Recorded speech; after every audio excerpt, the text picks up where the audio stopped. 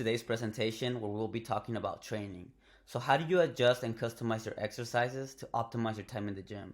So it's important to mention that when you're in the gym, you're at war with yourself.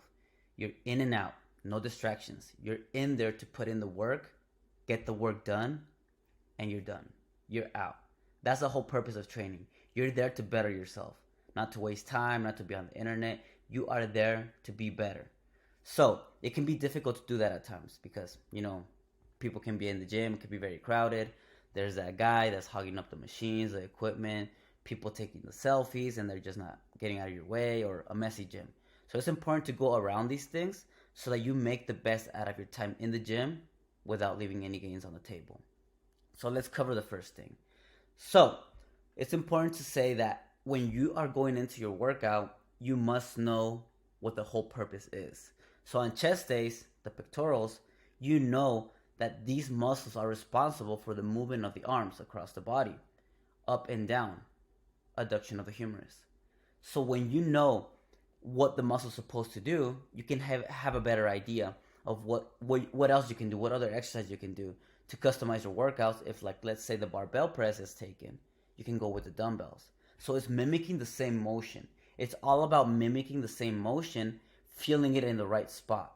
So whether it's a barbell, whether it's a dumbbell, or a cable, you know that you're working the right muscle. You're working the muscle that you're supposed to be working. So think about it like that. As long as it's mimicking the motion, it doesn't matter what you use, it's how you're using it. So as long as you're feeling it on the right spots, you're doing great. The back. The back is responsible for the movement of the upper limb. It supports our respiratory functions, but also it helps with posture and rotation of the vertebral column. So it's going to be your outer muscles.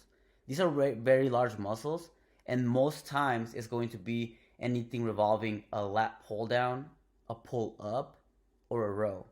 So if the cables are taken, like right here on the lat pull down, then you're better off doing some pull ups. If the dumbbells that you're trying to use for the rows are taken, you're better off with a cable row. So it's all about mimicking the same motion, targeting the right muscle.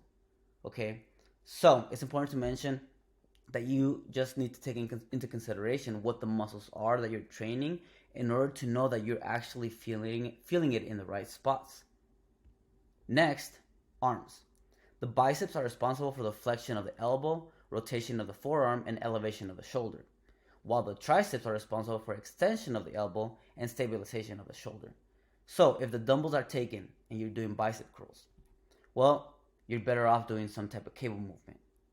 Same thing goes for the cables. If you're doing some tricep push downs, well, you can't really do that without the cable, so you get the dumbbells or a dip. So it's just about mimicking the same motion while working the right muscle. So again, it's not what you do, it's how you're doing it. And as long as you're feeling it in the right spot, that's all that matters. It'll help you progress. The shoulders. They are responsible for providing mobility and stability around the shoulder joint. So whether it's a lateral raise, a front raise, a rear delt raise, as long as you're using something that mimics the motion, whether it's a dumbbell, a cable, or a machine, you're going to be good to go.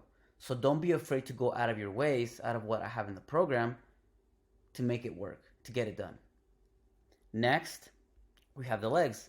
These muscles are responsible for the extension of the legs, obviously movement of the hips, knees, ankle, foot, and toes.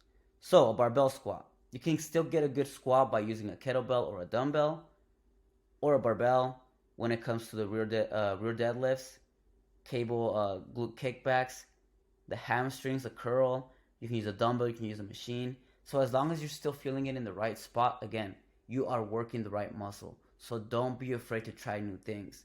As long as you're feeling it in the right spots, you are good to go. So the bottom line is, use your imagination.